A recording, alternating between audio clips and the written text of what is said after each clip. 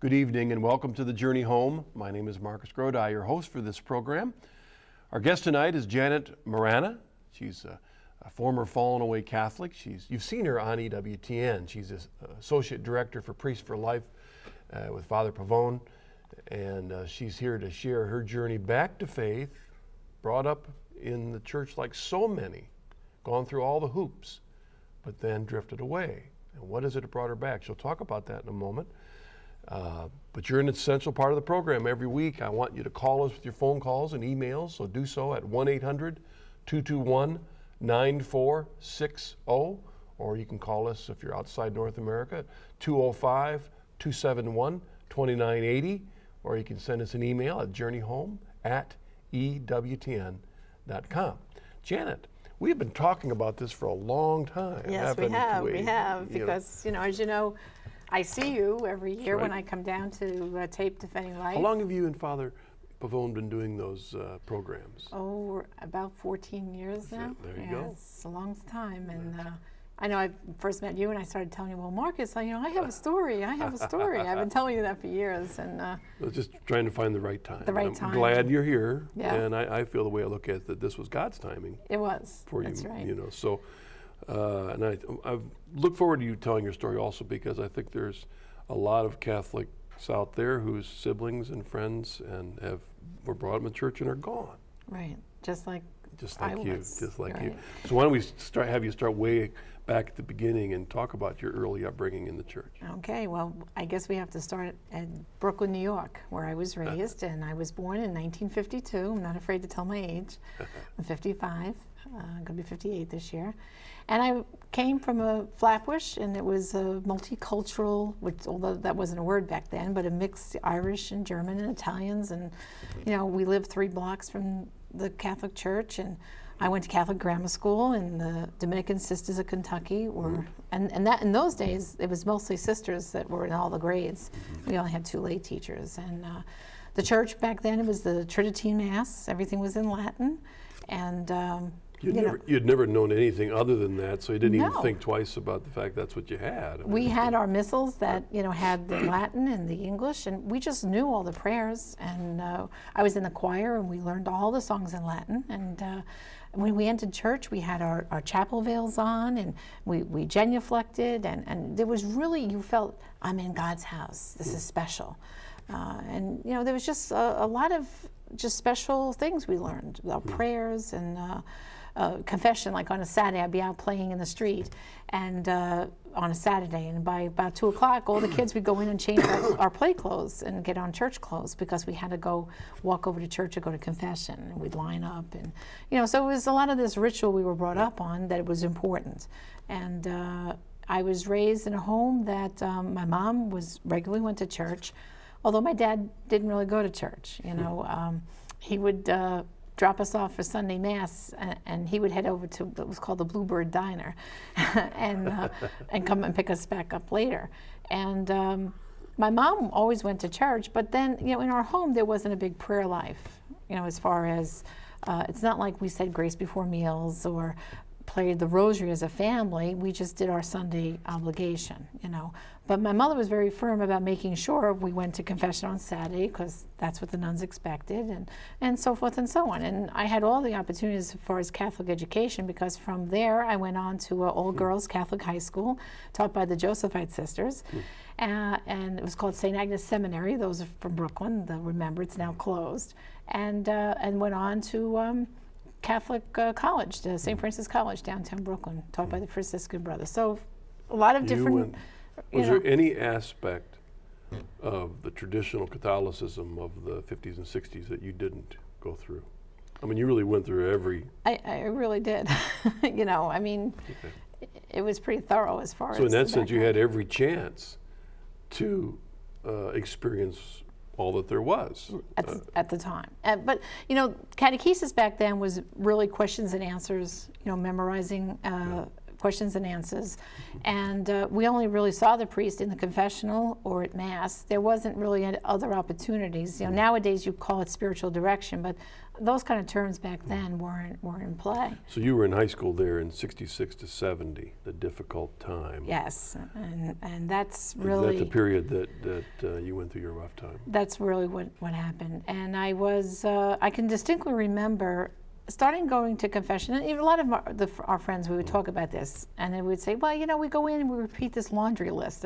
I'm sure some viewers will recognize this. You know, I said 3 bad words, and I disobeyed my mother, and this laundry list. Or I fought with my brothers and sisters, and it would start to lose meaning. You know, what is this all about? And I distinctly remember one day, I was a sophomore in high school, and the sisters would have us once a month, the priest would come to the school, and we'd all have to line up in the hallway, class by class, and go to confession. And I stood chatting with one of my girlfriends, whispering, so the sister wouldn't catch us. And I said, you know what, I'm just not going in.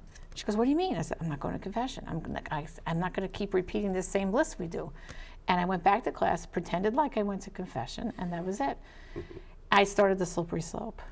Started with the confession. And at the same time, the church, was changing, Marcus. I mean, Latin was thrown out, the altar was spun around, all the Latin hymns were thrown out. It was guitar music, praise and worship. Incense was discouraged. It was a real, and also our chapel veils were tossed off. You no longer had to, do all these things. So I think there was this culture thing going on in which the church was changing. I was changing, questioning, which adolescents will do. And then the church itself, I remember when Humanae Vitae came out, and 68. 68.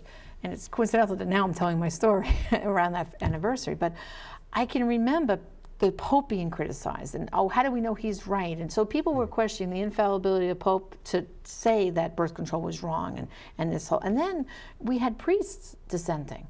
You could go, Marcus, to a church, and a priest on this confessional will tell you birth control was a sin, and one on this side would say it wasn't. So now this sets up a whole, going through your high school years with all this going on, it just, like I said, I started the slippery slope, I stopped going to confession, and from that, I would stop going to communion.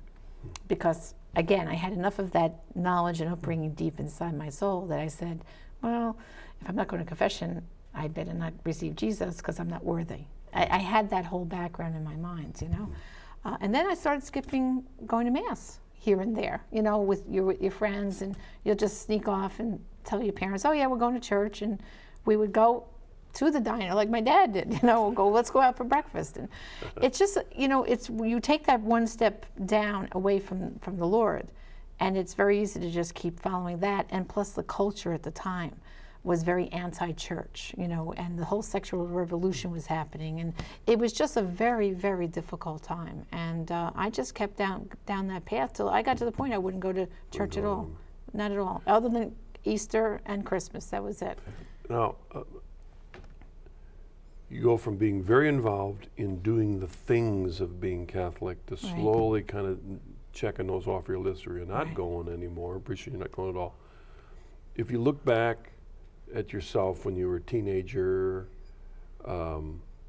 it's one thing to talk about whether you're accepting the church and the things of the church, but where were you in relationship to the reality of God?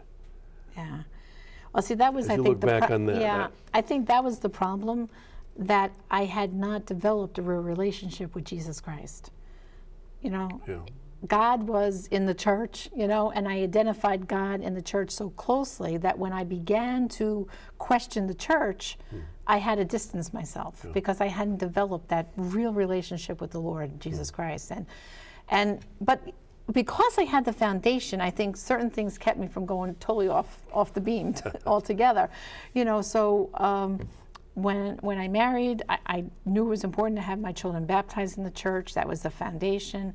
I brought my children up Catholic, although I didn't go to church. I was bad girl. You're doing what your dad did. I was taking on the role of my dad.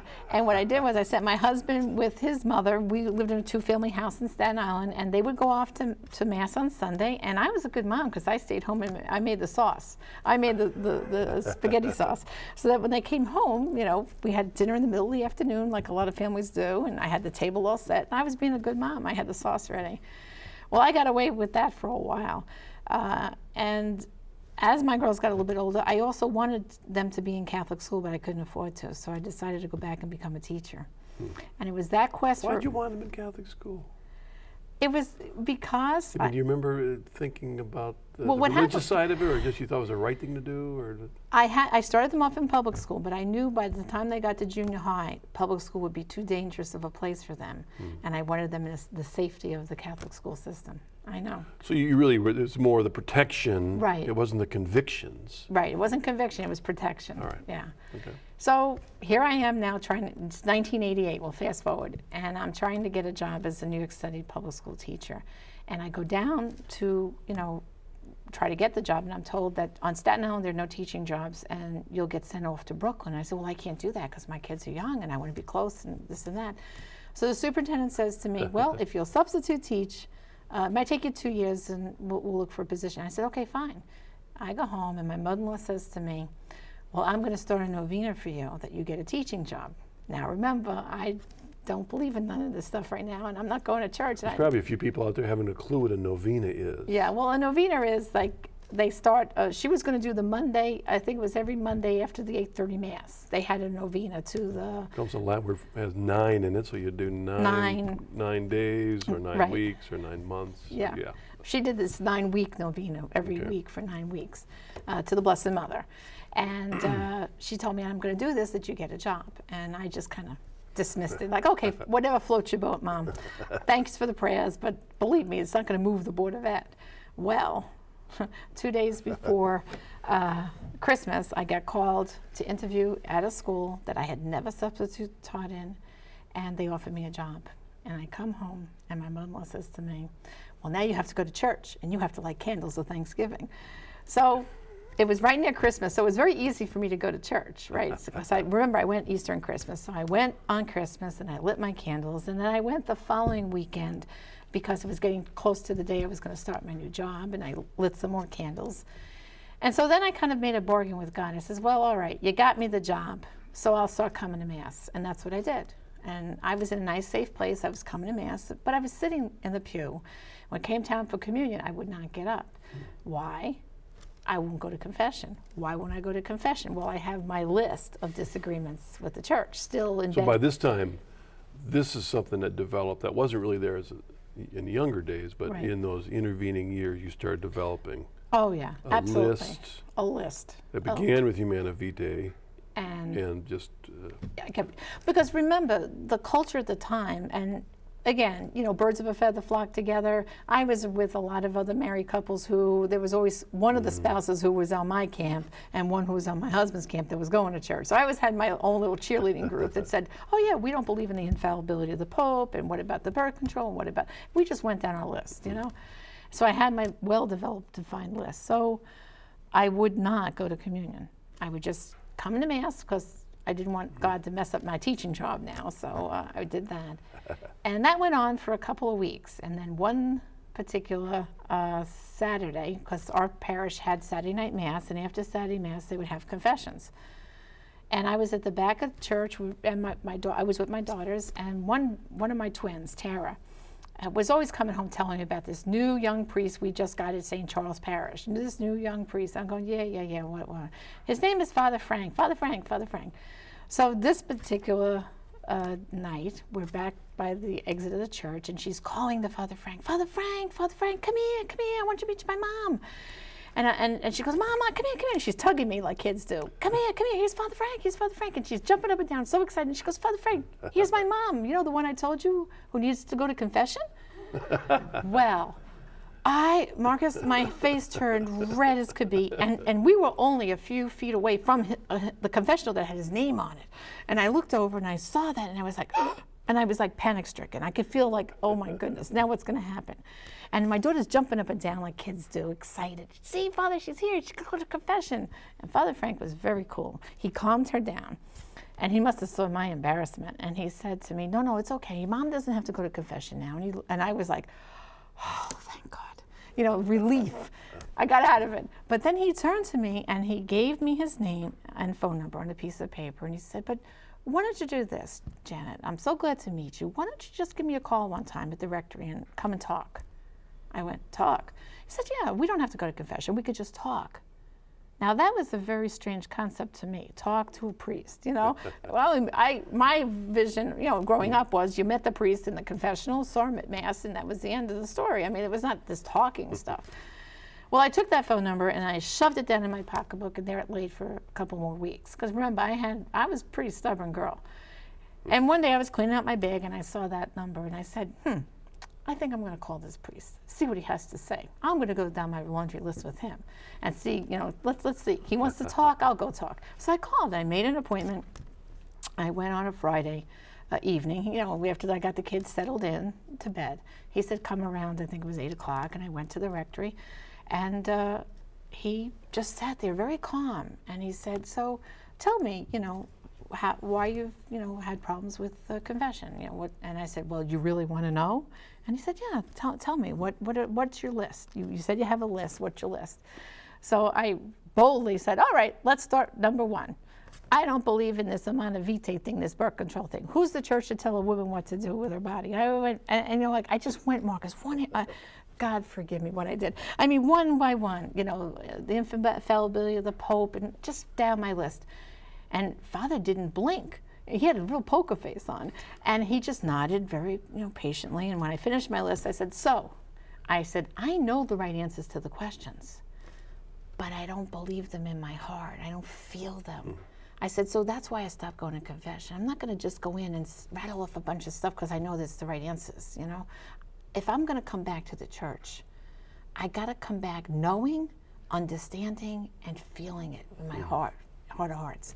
And Father said, fine, if you're willing to read and study and come and meet like this, we can work through these issues. And I was like, okay. And it was almost like a little bit of an excitement came inside of me, like, oh, I finally got someone who's listening to me, you know? And he started with the heavy hitter first. He handed me a copy of Humana Vitae, and he said, I want you to begin reading the encyclical and write on, you know, any questions, you know, and I'll see you next Friday. And this went on. And I went back the following Friday, and he threw another caveat on. He said, well, as long as you're coming to talk to me once a week, why don't you come, you know, to my Bible class, which is right before our appointment. And I said, Bible class, what's that? He said, well, Janet, you know, reading the Bible, and you could learn, you know. He said, you know, the Gospels and the readings you hear at Mass are part of the Bible. And I looked at, like, with this, like, innocent face, like, really? I never understood that. You know, it's crazy, but we're raised to go to Mass, and we hear the first reading, the second reading, and we don't think about where it comes from unless you grow up in a family where they have a Bible at home. I mean, many families do, you know, Marcus, read the Bible. I didn't have that upbringing, you know, where we read the Bible. And I suddenly had a whole new world open to me that, this is what Jesus is trying to tell us. This is what, you know, this is where it's coming from. You know, like all the stuff that the Pope and the priests are trying to tell us are getting their foundation from here. You know, this is part of it. And so we began a journey, and it took me a long time. I'm not, you know, an easy sell. I had a lot of issues, and it took about 3 months of going to the weekly Bible class, followed by the spiritual direction. And about three months later, Father said, well, I think we've covered your list. You're all ready. How do you feel? And I said, I feel sorry for all the things I did in the past. And I feel bad about how, you know, some of the things I could think about that I said about the church and the Holy Father. And boy, I was feeling horrible, you know. I was ready for confession by now. So Father said, okay, come Saturday night again, you know, that last Mass when they do the confessions. He said, but, you know, get to the end of the line because, you know, he goes, even though we've talked about it, we still have to go through it all in confession now. So I said, all right. And we did it. And I'll tell you, Marcus, I felt like it was my first confession. You know, the way, like, I did it. You know, it meant so much because I finally understood. And when I said I was sorry for something, I understood why I was sorry and how I went wrong. And it just was a whole new world. And so I was so excited at the end of the confession. I said to Father Pavone, I said, well, I guess tomorrow I get to go to communion. I'm all excited. And Father said, no, you don't have to wait till tomorrow. You can go now. And I said, well, Father, Mass is over. You know, I took so much time in here. Mass is over because it was the next Mass was starting, but I went way past that. And he said, no, you can go to communion now. He said, go up by the tabernacle and kneel. And he said, and I'll meet you up there in a moment. And he went and he, opened the tabernacle. I knelt down and he gave me communion. And it was like I was kneeling there with Jesus, and it was so special. I didn't even know where Father Pavone was. I lost track of all that. And I was just kneeling and praying, and it must have been like the way communion was when I was a little girl and had forgotten, my first communion. But to me, I look at that as like that's my first communion, because I was really saying yes to Jesus. I was really saying yes to my faith. It was like rediscovering, Jesus and beginning a relationship with him. It was by beginning to get all my questions answered, and then reading the Bible and understanding the scriptures, and I began to have what I would consider a deeper relationship with Jesus. And I will never ever forget that night, because for me it was so special.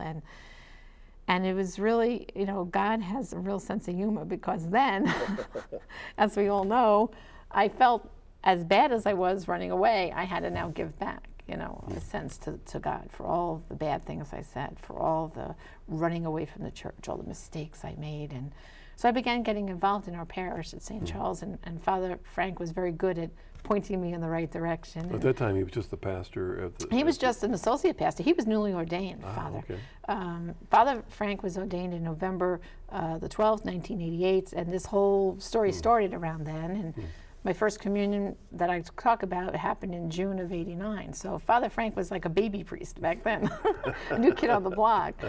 But he was awesome. He really was, as a parish priest. He, I have to say, he was at every Mass, whether he was saying that Mass or not. He always had that little pad of paper in his owl pocket, like the one he whipped out to write his name and address on for me, phone number.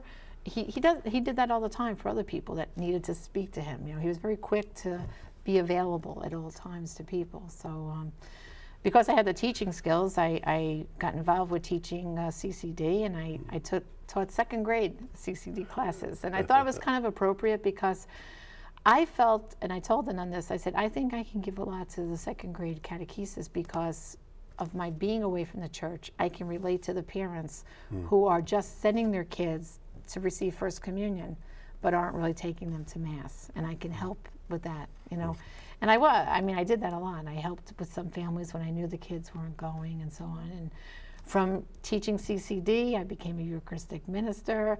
And then Father started getting me involved with pro-life, because once I discovered, when Roe v. Wade happened, I was in college and I really wasn't aware. I wasn't aware of the abortion issue. It wasn't something on my radar screen. And once I got involved with Father, at our parish, we always heard him preaching about abortion. Matter of fact, there was a joke among some of us that, let's see if Father can do the A word, the abortion word, today with the scriptures for this Sunday. Let's see if he can, worm it in somehow, and he would successfully. But that's how I became aware of pro-life, and I got involved with the pro-lifers on Staten Island, and a lot of the activities, and it just kept going from there. So it's an amazing journey. Really. So you were teaching during this time? I was teaching full-time public school. All right. Because at some point you shift over to do full-time with the Priest for Life. How'd that come about? Well, let's see. In September of 1993, Father Pavone left our parish to do full-time Priest for Life by Cardinal O'Connor's permission. And I remember we had a little going away party at the parish, and I was saying goodbye to Father Frank and said, well, Father, I hope you do well with your work with Priest for Life, and I'll be here on Staten Island, doing the pro-life work here with the folks here, and, and just give me a call if you need anything. And, I never thought anything else was going to happen. And Father said, oh, no, Janet, you're going to still be involved. And sure enough, the phone rang, and he's got myself and some other of us that were the core group that were in pro-life in Staten Island involved and helping him. Because he really started all by himself up in a rectory in Portchester and traveled all by himself. And so if I would come home from school sometimes, I would help him with his travel arrangements at night when my kids were in bed and things like that. And My basement became a first resource department. All the volunteers came down my basement, and we would, send materials out for his trips. And it was amazing how it started. And even our newsletter, I remember my kids would help. We would stuff the newsletter and bring it to the post office. And so I was really tap dancing in both worlds: full-time teacher, mom, and helping with Priests for Life. And as the ministry grew, and as my daughters got older, by now they're in high school, and now they're in their late 20s. But I'm just saying, as they needed me less and all this stuff was going on, I made a shift. And in June of 2000, I left full-time teaching. Okay. And it was funny because everybody at my school was shocked that I left, because I had gotten 2 master's degrees. I was a reading specialist. I had won grants from my school. It was like the perfect, kind of education career. And I remember my last day of school turning to some of the teachers, and they said, "Well, Janet, we still don't get it. We think you're going to be back." And I said, "Ladies, I'm not going to be back." I said, "I'm going to do the job I'm going to do so that you will have job security." And they looked at me like, "Huh?" I said, "Well, if we don't end abortion, don't you think your class size is going to go down dramatically?" And these were teachers who were like, pro-choice, so they were like, "Huh?" They didn't quite get that. Yeah. But I don't regret. Believe me, Marcus, I love being a teacher. And I miss the kids. I miss some of that. But I feel now I'm teaching. That was one of the ways God was preparing you to do what you're doing now, in many ways. I'm always fascinated by conversion stories. And I get a lot of emails from folk, their own enjoyment of hearing the stories and the inspiration that they're there. And what always fascinates me about them is you see the different ways that the Holy Spirit uses in all of our lives. Right. And some people have they point to a moment and a powerful time. Others, it's a long, gradual experience. Mm-hmm. At the beginning of one part of the journey, they didn't have a belief in God. Then many years later, they say they have a deep, surrendered relationship with Christ. Right. At what point? I don't know, but somewhere in there, it was a long process. If you look back in that time when you were going through these changes, is there something you credit, like a main thing that God used to awaken you to a depth that you needed in Him that you didn't have during that period? The reason I ask that is there are people out there who's, parents whose kids have left or themselves are struggling. Well, I think part of it was that my mother-in-law, we lived in a 2-family house. So she was downstairs, I was upstairs with my husband and the kids. And she was a woman of deep faith. She would go to daily mass, do novenas, light her candles, all that. And she never criticized me for not going to church. I think that's very important. She never looked down on me. She never argued with me. She was loving, supportive, and understanding. And she kind of let me opt out. She let me use the make the spaghetti stuff excuse, because I guess she had a sense I wasn't ready.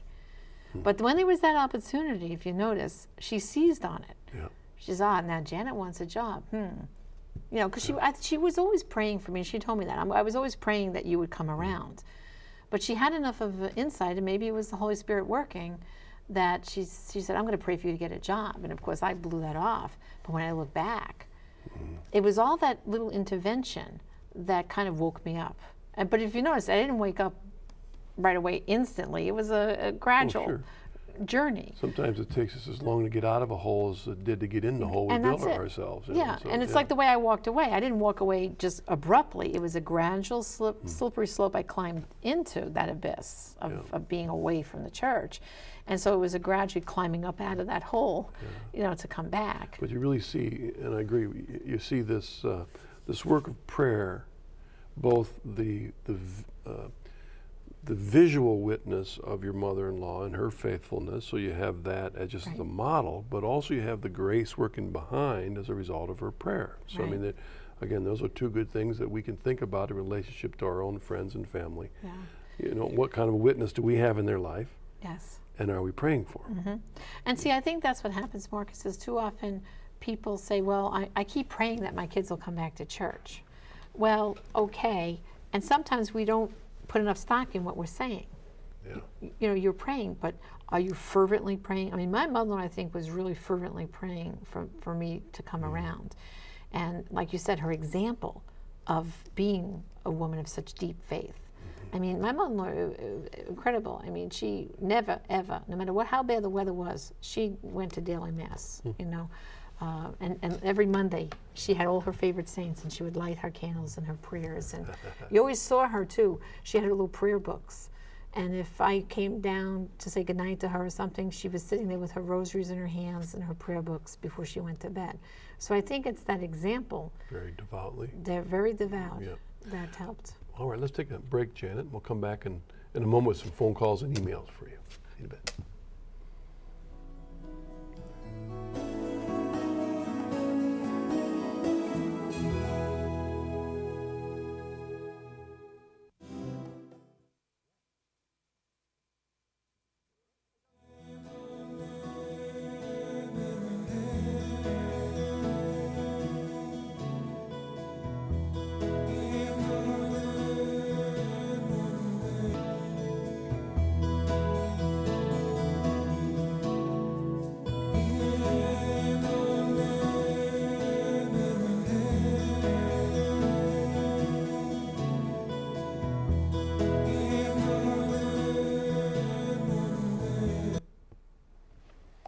Welcome back to the Journey Home. Our guest tonight is Janet Morana, and thank you for. It's hard to condense a whole life down into about 25 minutes, but you did a fine job. We've got, before we take some phone calls and emails, we have some available.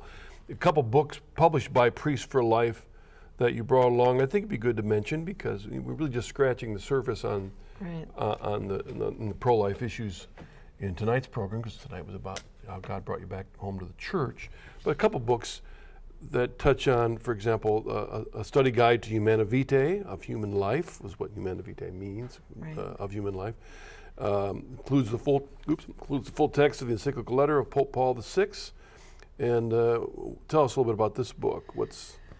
Well, basically, Father Pavone, along with our pastoral team, did a study guide for the encyclical where they each have a commentary and they go into a part of the encyclical kind of to help unpack it with questions for you. So it's a good way to study, and especially that this is the 40th anniversary. Yeah. My testimony is in there, which tells not just about my conversion, but really talks about how I used birth control pills, how I didn't realize their abortifacient quality, and how I came through this grief. A feeling of using contraception and the lost children from it. And that's the second book there. This book's a lot about that, right? Right. The contraception of grief, the genesis of anguish conceived by our abortifacients and sterilization. Teresa Burke, you're one of the contributors also involved with this book, and by Priests for Life. Yes, and again, that's where I, in this journey back, found really the full meaning of Humana Vitae and the Church's teaching, but then discovered the abortifacient quality of birth control pills and these things. If they wanted to find out more about these books and other aspects, they can contact Priests for Life, and we have a toll-free number they can call, which is 888-735-3448, or they can go on our website. We have an online store, so it's priestsforlife.org. All right, excellent. Let's take our first caller, Jamie from Missouri. Hello, what's your question for us? Are you there, Jamie? Yeah, hello, Jamie. What's your question for us tonight? My question is this. First of all, thank you for taking my question. I really appreciate it, and thank you for your witness to your guest. Sure. I noticed at the very onset your guest had made mention about her father not going to Mass every Sunday and leaving and going to the diner. And I'm a father of 3 children, and we go to Mass every Sunday, and I couldn't imagine being a father and not being there for my children at Mass. And I was just curious, how much of an impact did that have on your spirituality growing up in the church, or did it have any impact on you leaving at all? And that was my question for tonight. Thank you. All right, thank you, Jim. Yeah, I think as a young girl, I didn't realize it. It wasn't until I was much older that I realized where he was really going. I didn't add it all up. It seemed to me like maybe he was going to Mass at a different time. My father was a very helpful person around the house. I mean, he was a bank manager by trade. But on the weekend, he was very helpful to my mom. I was the oldest of 4 children, and he would run to the grocery store. He'd be doing this and that and just helping around. So I don't think as a young child I was that aware. We kind of learned the story of where Dad really was when I was a teenager, which was around the time I was drifting, dissenting, and so that's where Daddy was that time. So I wasn't seeing it then. Also, too, when I went to Mass, we didn't go as a family. Back then, they had what they called the children's Mass. It was 9 o'clock Mass, and so you got dropped off, and you literally lined up in the schoolyard by your grade, and you were with the nuns, and they took attendance, and you went in with your class to Mass, sort of. So it was a little bit different than what that call is probably talking about. Now, it's the way it should be. The whole family goes to worship together, All right.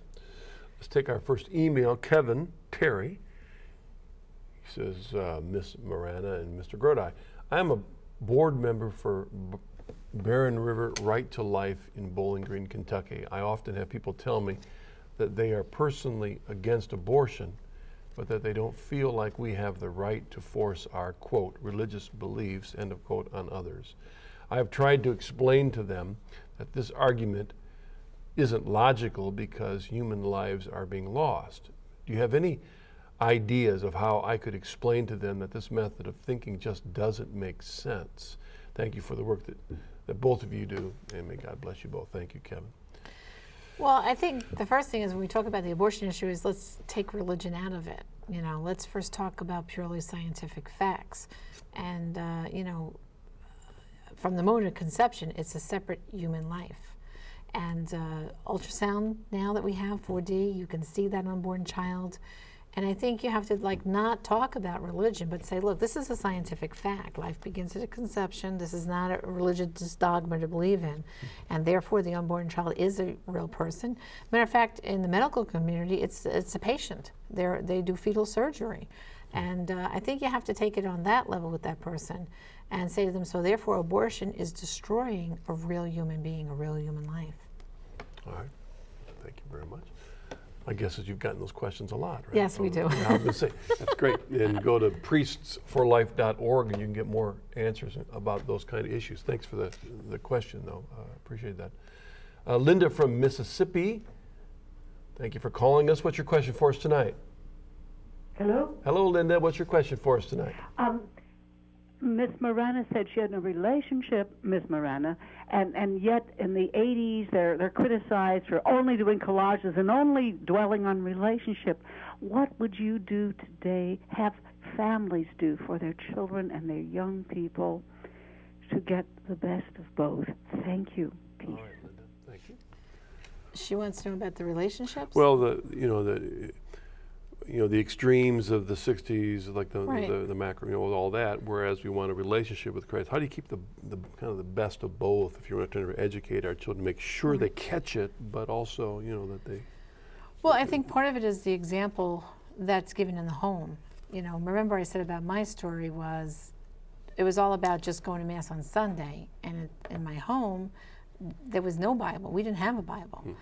There was no praying before meals. We never prayed the rosary. So I think you have to connect both worlds. I think the family itself, if you're simple things like you don't pick up your fork unless you've thanked the Lord.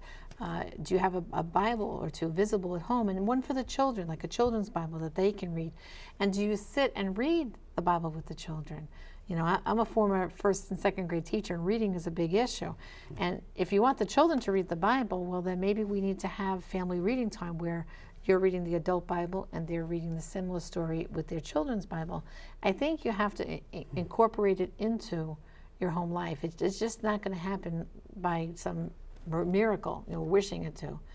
That's what I think as far as that goes. I was thinking about joining clubs. I'm not a club joiner, but one that comes to mind most recently in my life is Knights of Columbus. You become a knight and you go through the degrees and you become a part of it. And the degrees have great meaning. Yeah. And they explain what the significance of being a member of the Knights of Columbus. But you can go through and miss the point of what the degrees mean and become maybe even an active Knight of Columbus member, but without an active faith in God, because you're part of a club.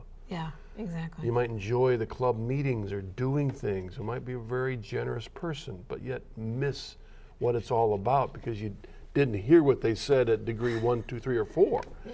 The same things happened. I mean, that's essentially, you were going through all the... I went through all the motions, right, without the real understanding, with really unpacking what's in our religion, really understanding it. So in answer to that lady's fine question, I mean, really, any way we can possibly, it's probably almost an infinite number of ways that we can make sure that our children don't only go through the motions. Right.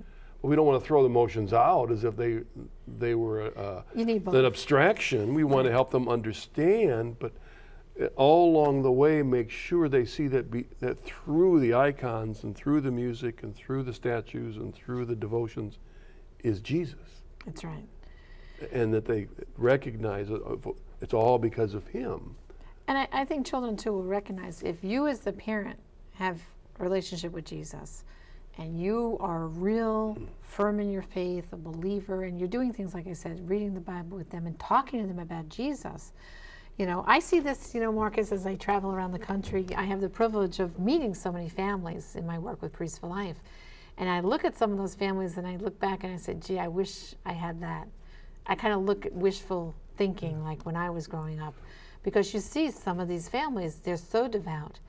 It's a sincere and you were describing devotion. Your mother-in-law, and even as you described her, you described the motions, but yet you knew from her witness and her prayer that it was more than motions. Exactly. You could see that in her witness, that it was a deep belief and surrender and faith in Jesus Christ that gave meaning to her motions and her devotions and all the things. Let's take our next email, Ramona from Orlando. Hi, Marcus and Janet. Janet, your reversion has a lot of similarities to mine, although I grew up in the 70s and was a product of parents coming out of the 60s.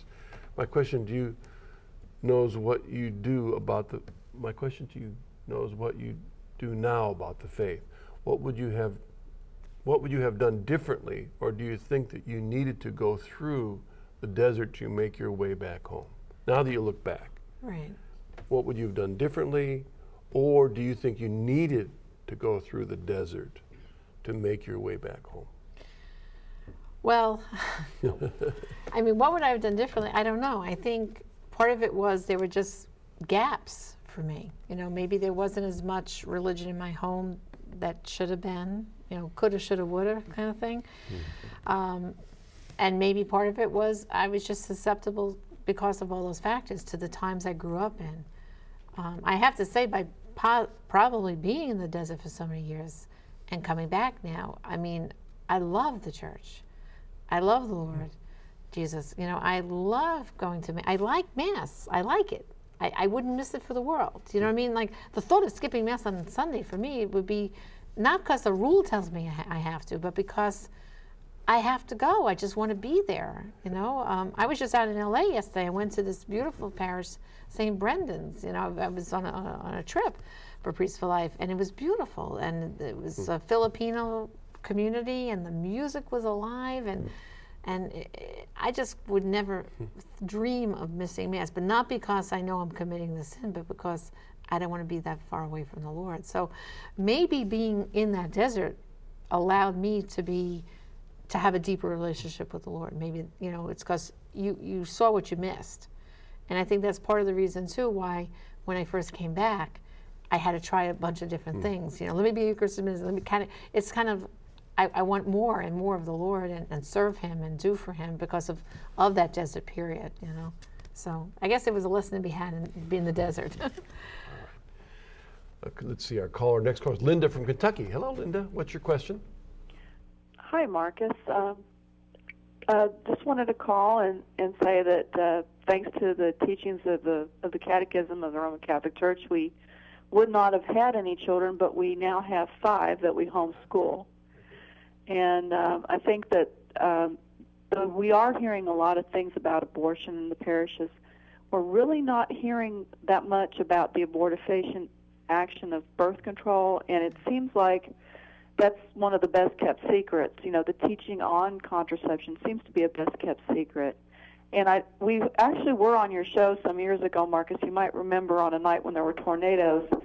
Me and my husband with our first 3, and they actually fell asleep in the audience, which was a miracle in itself. Well, thanks for calling. You know, that is an interesting point, and that is that if priests are going to talk about pro-life from the pulpit, and they don't always do that. Right. I mean, but if they do that, abortion's kind of the most obvious place they go.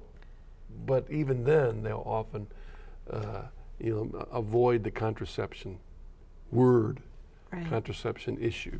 Yeah. Well, I certainly wish we had heard it from the pulpit. You know, I actually went down that wrong road for a while in my marriage and used birth control pills for a number of years. I was even told at a pre-Cana conference that it was okay under certain circumstances to use abortifacient birth. See, they didn't use that word abortifacient. I think that's the problem. It was just birth control pills. It sounds all very fine and okay. And we do need to talk more about it, because I know firsthand the trauma you find out later when you realize that you could have aborted a child. You know, it's a very deep sadness and regret that you have, even like a woman who has an abortion. And I actually came to that knowledge on a Rachel's Vineyard retreat. You know, it's because of my work with Priests for Life. I was involved a lot. I co-founded Silent No More awareness campaign and women speaking out about their regret from their abortion. And I was on one of these retreats. I had gotten some women on this retreat, and I was like the den mother, you know, bringing them all there together. Only God showed up and gave me another surprise and gave me the revelation about the children that I've lost from contraception, you know, from the birth control pills. What of the contraceptions that are out there that are popular, what percentage of them are actually abortifacient versus prevention? In other words, in the audience, most people presume contraceptions, a person using contraception is going to prevent conception.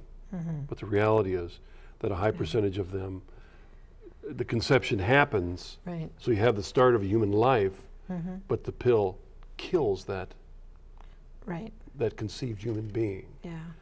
I mean, it has to do with the strength of the pills and the different types in which there's no way of me guessing, you know, who's using what types. As soon as you take a birth control pill, though, you are, what it does is it most times it doesn't stop the sperm and egg from fertilizing. That happens, but what happens is the birth control pills makes the lining of the uterus very thin, and therefore it makes it not a good environment for the embryo to implant. So it really stops implantation. It doesn't stop conception. And so therefore now you have that new little human being that is then being aborted out of your uterus, basically. And I personally, like I said, through a Rachel's Vineyard retreat, came to that knowledge. I named my children that I felt I lost. And since I kind of started speaking out about this, we get a lot of emails and people saying they too have that feeling. They too thought all along that they were aborting life. Not that they knew at the time, but years later came to that knowledge and then felt like, yes, I must have lost children to the birth control pills. All right. We have an email from, you mentioned Rachel. Here's an email from Rachel from Wisconsin. She writes, Janet, when you were away from the Catholic Church, did you ever think about going to a Protestant church or have any thoughts about becoming Protestant? Funny that you should ask. Well, I did have this experience while I was away from the church. I was newly married, and I rented an apartment, and upstairs from me lived an evangelical minister and his wife. And they invited me to this big, giant gateway church on Staten Island. So to amuse, because they kept asking me, why don't you come? Because they would see I wasn't going to church at all on Sunday. So finally, one Sunday, I gave in and I went. And I felt like a fish out of water. I went there and I said, this is, like, I felt like I was in a foreign country, you know? And I felt so strange to me. And I felt, I don't know, there was some very deep uneasiness, like, I don't belong here, you know? And I was very polite. They were very sweet and loving and praising Jesus. And you think I would have been saying, oh, and they even had coffee and cake afterwards, which we never had at my church. But it just was so foreign to me that it didn't. And there were a lot of falling away Catholics that attended this particular church. But it didn't resonate with me. And I guess maybe it was just that strong foundation I had that I felt uneasy in this other environment. So I never went back. and I guess they were disappointed. They didn't get me into the evangelical church, but I still it was still a good number of years down the road till I finally came back to the Catholic Church. But I did have that one experience. So, part of it was just so foreign to you. I mean, that's part of it. But I think from a Catholic perspective, we have to address the fact that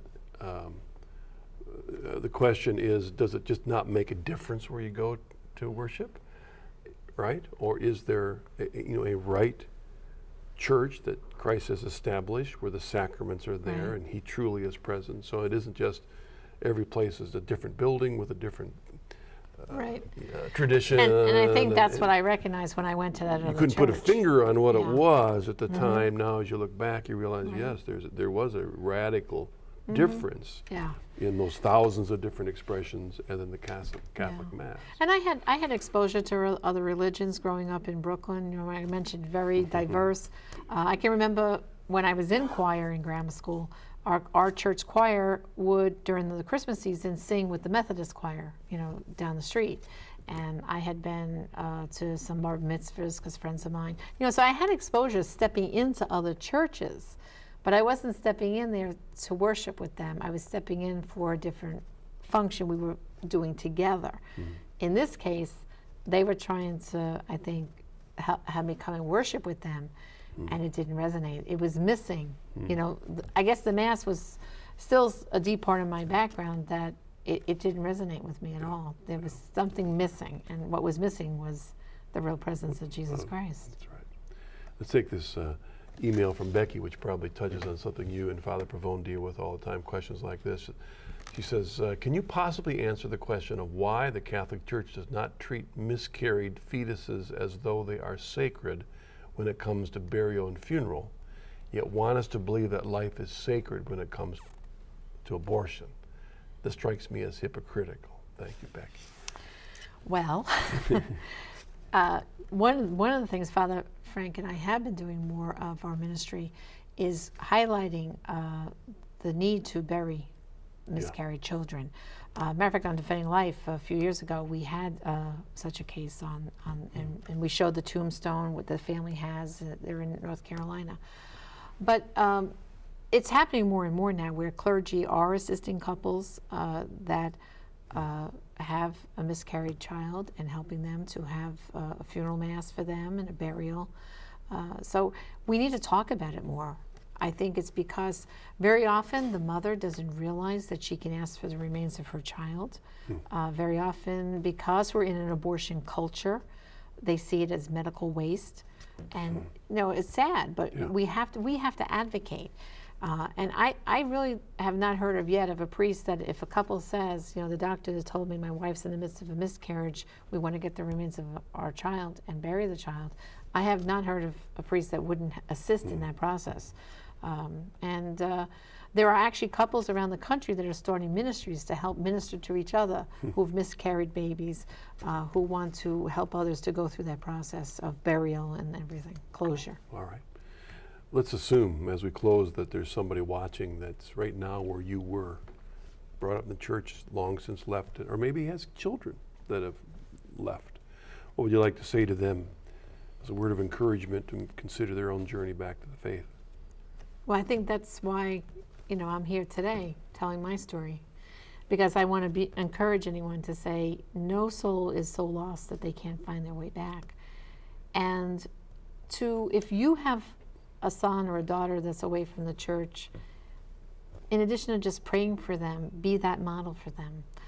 You don't get a person back by harsh talking or fighting or arguing. It's your example. It's the gentleness, like I said, of my mother-in-law that got me back. And if you're away and you just happen to tune in tonight, just know that I am so happy now that I'm back with the Lord. And I regret all those lost years. I can't get them back. But I'm so grateful for the time that I've been given back. And I hope that you would just take another look.